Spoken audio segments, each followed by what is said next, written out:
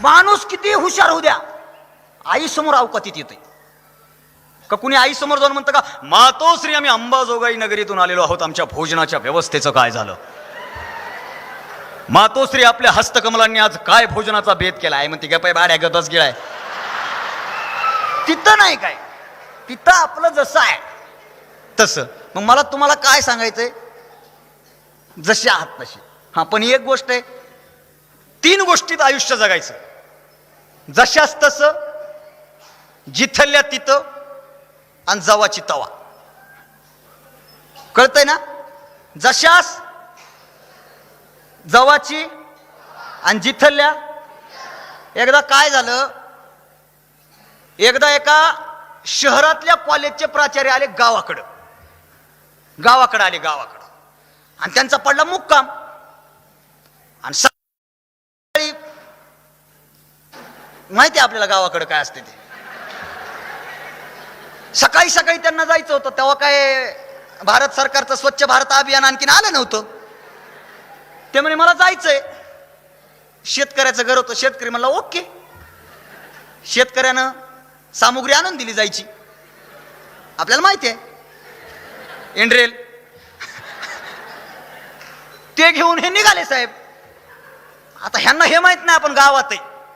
ह्यांच्या डोक्यात काय, मी प्राचार्य आहे, मी एका महाविद्यालयाचा प्राचार्य आहे, तेही एका शहरातल्या नामवंत महाविद्यालयाचा प्राचार्य आहे.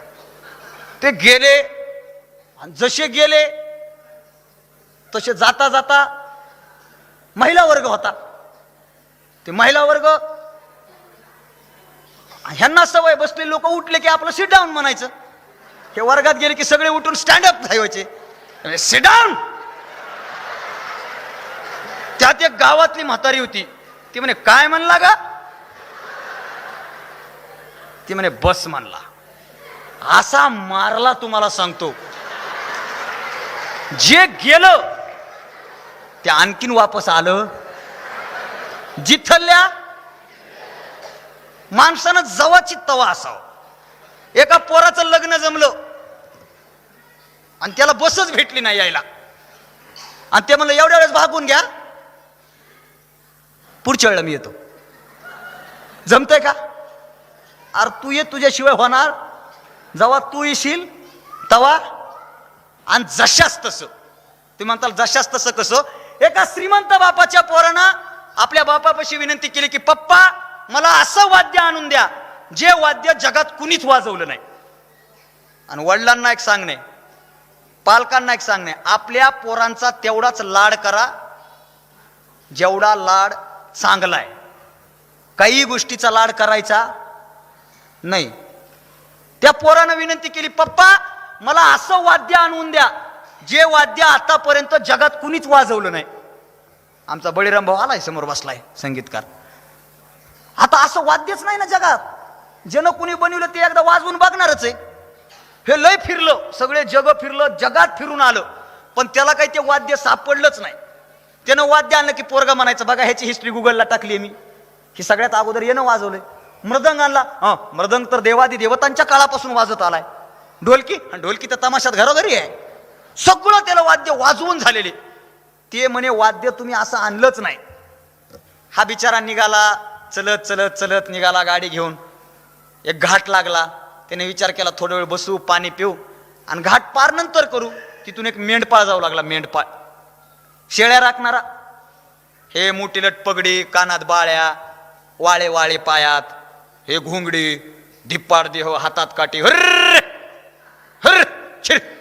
ते निघालेलं, आणि त्यानं बघितलं एक श्रीमंत माणूस सूटबूट घातलेला, चांगली मोठी 15-20 लाखाची गाडी उभी आहे. हे परेशान आहे म्हण्याकडे. चला आपलं काम आहे माणसाचं की एखादा परेशान माणूस असेल तर त्याला जाऊन भेटावं. ही काळ आधीचा होता बरं, आत्ताचा. आता एखादा परेशान दिसला की लोक मध्ये जाऊ द्या काय तर झाला असेल. लय काळ बदलला सर. ते शेतकरी, आपलं ते धनगर समाजाचा माणूस त्याच्या जवळ आला मेंढपाळ. तो मेंढपाळ म्हणला साहेब काय झालं? त्यानं त्याच्याकडे पाहिलं, त्याच्या राहणीमानाकडं. एवढं जग फिरलो म्हणे, एवढ्या मोठ्या मोठ्या आर्टिस्टला भेटलो, एवढ्या मोठ्या संगीतकारांना भेटलो, काहीच खरं नाही. आणि तुझ्यासारखा शेतकरी, तुझ्यासारखा मेंढपाळ मला काय सांगणार आहे? चल जा म्हणे. अहो साहेब सांगून बघा, सांगितल्यानं दुःख हलकं होत असतंय. सांगा. ते म्हणे माझं पोरगा एकुलतं 1 करोडाची प्रॉपर्टी आहे, पण पोरानं अशी मागणी केली की असं वाद्य आणून दे जे जगामध्ये आतापर्यंत कुणीच वाजवलं. त्या मेंढपाळाने विचार केला, हे पोरग शाडबारदा नाही गड्या, आणि ह्याची अक्कल ठिकाणावर आणाव. ते म्हणे साहेब सोपं आहे, आज रात्री वस्तीला थांबा, उद्या सकाळी तुमचं वाद्य घेऊन जा. ते म्हणे काही मजाक करतो का? अहो मी बनवून देतो, माझ्याकडे वाद्य आहे, ते आतापर्यंत कुणीच वाजवलं नाही. ते म्हणे चला अख्खा जग फिरून बसलो, काही भेटलं नाही. एक दिवस त्याच्या वस्तीवर मुक्काम केला साहेब. तो साहेब त्या मुक्कामाच्या गाडीतून खाली उतरला नाही, एसी गाडीमध्ये झोपला. मेंढपाळ गेला, सकाळी उठल्याबरोबर त्यानं म्हणला साहेब काळजी करू नका, 10 मिनिटामध्ये तुमचं वाद्य आणतो. तो मेंढपाळ सकाळी फ्रेश झाला, ह्याला चहा दिला. हा गेला मेंढपाळ चलत गावातल्या कुंभाराकडे गेला. कुंभाराकडून एक गाडगं घेतलं, ते गाडगं जवळ घेतलं. फाटलेलं धोतर होतं, त्या धोतराचं एक मोठं उपरणं केलं, ते उपरणं हातामध्ये घेतलं. चलत गावच्या जवळच्या शेतात गेलं. शेतामध्ये एक बोरीचं झाड होतं, बोरीवर एक महवळ बसलं होतं. ते महवळ धरलं, उचललं, गपकन त्या गाडग्यामध्ये कोंबलं, वरून त्यानं बांधलं. ते बांधलेलं गाडग्या घेऊन आलं. ते म्हणे साहेब हे वाद्य आतापर्यंत जगात कुणीच वाजवलं नाही. ते म्हणे हे वाजवायचं कसं? काहीच नाही म्हणे साहेब, फक्त वरून हाणायचं, ग्वाय ग्वाय ग्वाय वाजते. ते म्हणे वा, आणि आतापर्यंत कोणीच वाजविलं नाही. ते म्हणे साहेब पण ह्याच्यावर नाचायचं कसं? ते म्हणे जेव्हा नाचायचे तेव्हा मला फोन करायचा, तवर विचारायचं. हे गेलं घरी घेऊन पोराला दिलं. पोरग म्हणलं हे वाद्य? अरे काय वाजतंय म्हणे, फक्त वाजव. त्या पोरानं असं वाजवलं की ग्वाय ग्वाय ग्वाय, नाचाय काय लागतंय? ग्वाय. ते गेलं पोरग रूम मध्ये, मस्त त्याने वरून हाणायचं, ते वाजायचं ग्वाय ग्वाय. त्याची मित्र कंपनी म्हणे मजा नाही यार, अंग हालाय पाहिजे म्हणे. ते म्हणे पप्पा याच्यावर नाचता येत नाहीये. ह्यानं लावला त्या धनगर मेंढपाळाला फोन. ते म्हणे साहेब नाचायचं कसं? सोपं आहे म्हणे, वरची गाठ सोडा फक्त. तुम्ही गाठ सोडली की पोरग थांब म्हणलं तरी थांबत नाही. पुढचा प्रकार आपल्याला सगळ्यांना, जशास जोपर्यंत आपण आपली प्रवृत्ती अशी करणार नाहीत तोपर्यंत यश नावाची गोष्ट आपल्याला मिळणार. मग आपण जशास तसं असलं. हल्ली दुसरी एक भानगड झालीये, पोरामध्ये नैराश्य लय वाढले. नैराश्य मी पाहतो, काही पोरं बघितल्या कळतात, अरे हे MPSCचं आहे गड्या, हे UPSCचं आहे, हे 10वीचं आहे, हे 12वीचं आहे. का? आमच्या आई वडिलांचं एक चूक आहे. 9वी पर्यंत आमची येताना गाडीत चर्चा झाली, 9वी पर्यंत आपण पोराकडे लक्षच देत नाही. पोरग 10वीला आलं, लय महत्वाचं वर्ष आहे, लय महत्वाचं वर्ष आहे, लय महत्वाचं वर्ष आहे, उठावं लागतंय, अभ्यास करावं लागतंय, उठावं लागतंय, अभ्यास करावं. ते म्हणते हेच कसं महत्वाचं आहे बाबा? मागचे गेले का? मागचा अभ्यास केला नाही? 10वीचं वर्ष लय महत्वाचं, त्या एकाच वर्षाला महत्व. 12वीचं वर्ष लय महत्वाचं नाही. आयुष्यातला प्रत्येक वर्ष आणि प्रत्येक दिवस विद्यार्थी म्हणून आपल्या आयुष्यातला महत्वाचा असतो, ही गोष्ट लक्षात असो. हल्ली असं झालंय पोरायचे, म्हणजे पोरच नाही, सगळ्या समाजाची अशी अवस्था झाली, लोक हसायलाच तयार नाहीत. काही लोक हसले तरी एवढंच हसतात.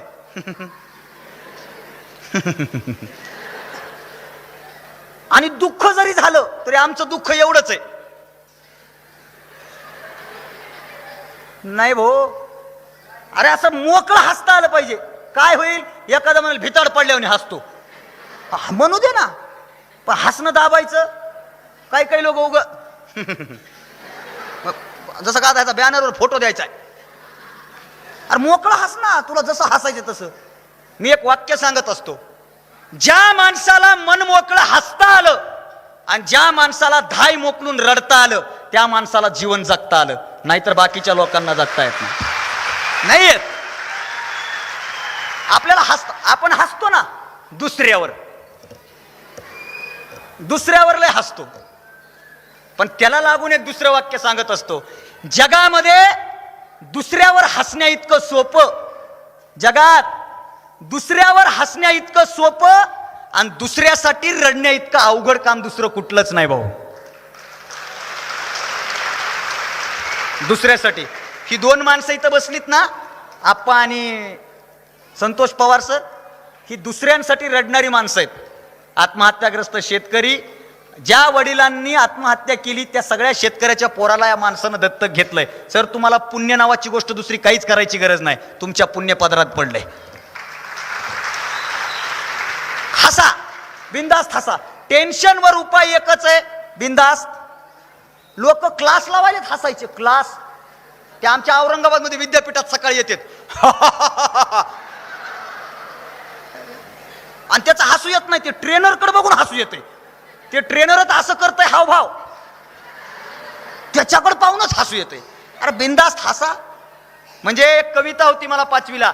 पूर्वी कसा पाऊस काळ 4 महिने हसायचा, हिरवगार रान पाहून माणूस खुशीत हसायचा, प्रत्येकाची कणगी भरून धान्य मोप असायचं, दही दुप्त तूप लोणी याला माप नसायचं. आता मात्र एवढ्या तेवढ्या पावसा वाचून सारं चित्र पालटलंय आणि गाव पण हरवल्यानं माणूस पण गारटलंय, गाव पण हरवल्यानं माणूस पण गारटलंय.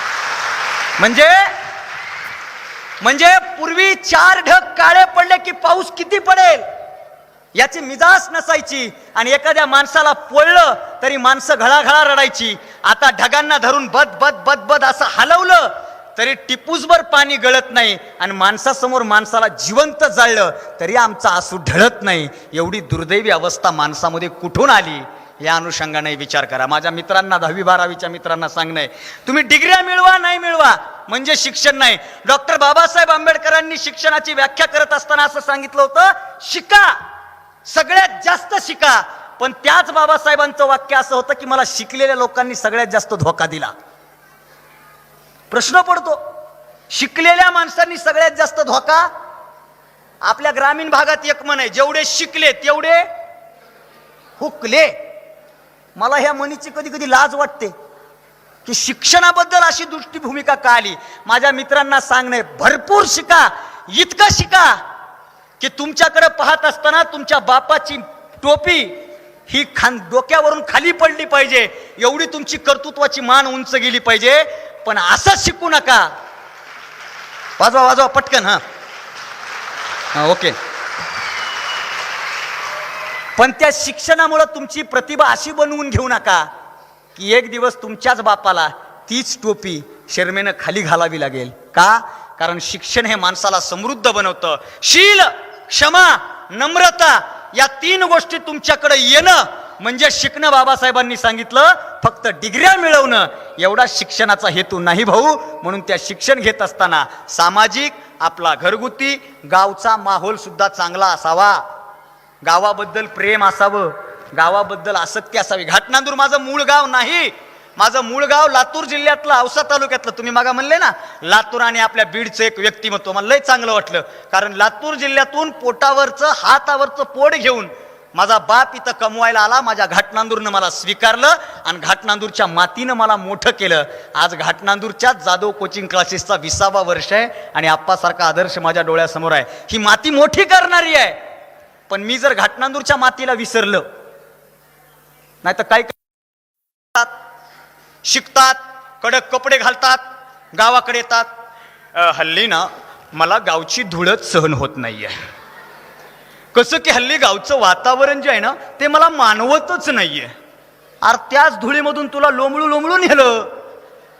तू घरी जाताना पुन्हा खिशात भरून माती न्यायचा आणि तुला त्याच गावाबद्दल नाही. नाही, आपला गाव हा आपल्या जगातलं सगळ्यात मोठं स्थान असतं. म्हणून आपल्या गावाबद्दल, आपल्या समाजाबद्दल, आपल्या मातीबद्दल आणि आपल्या माणसांबद्दल आदर ठेवायला शिका. एक झालं, समारोपाकडे वळणार आहे. मी काय प्रेरणा देणार तुम्हाला? म्हणजे मला बऱ्याचदा प्रश्न पडतो, प्रेरणादायी व्याख्यात आहे ज्यांच्या व्याख्यानानं माणसं पेटून उठतात. अरे म्हणलं तिने आग लावीत फिरू नये म्हणजे झालं. हे असलं काही नसतं. मी तुम्हाला आता 10 मिनिट बोललो, तुम्ही बाहेर जाईपर्यंत म्हणता कसं बोलताय पोरग, 1 नंबर बोलताय, नंबर 1 बोलताय. चौकात गेले, तुमची बस लागली, कंडक्टर सोबत भांडणं झाले, काय बोललं पोरग, कोणाला माहिती काय बोललं ते. इथं कंडक्टर मला तिकीट लवकर देणार. मी काय तुम्हाला प्रेरणा देणार? मित्रांनो, आयुष्यामध्ये यश मिळवण्यासाठीची प्रेरणा तुमच्या घरात आहे. ज्या प्रेरणेला तुमची माय म्हणता येतं आणि ज्या प्रेरणेला तुमचा बाप म्हणता येतं, तुम्ही त्यांच्याकडे पहा. माझ्यासारख्याची प्रेरणा मी तुम्हाला प्रोत्साहित करावं. राब राब राबणारा बाप एखादा म्हणायचा आमचे पप्पा राबतच नाहीत, आमच्या पप्पांचं एसीचं ऑफिस आहे. माझं एक वाक्य असतं पाटील साहेब, माझं एक वाक्य असतं, बाप बांधावर काम करणारा असू द्या, वाक्य सगळ्यांनी नीट ऐकायचा, बाप बांधावर काम करणारा असू द्या, बाप एखाद्या सरकारी ऑफिस मध्ये काम करणारा असू द्या, नाहीतर बाप हा एसी रूम मध्ये बसून काम करणारा असू द्या, जिथं बाप आणि कष्ट या दोघांचं उत्तर मिळायला लागतं ना, त्याची बरोबरी ही सेम असते. मग बांधावरचा बाप असू द्या नाहीतर एसीतला बाप असू द्या, बापाच्या घामाची किंमत ही सारखीच आहे, कारण तो बाप आहे आपला.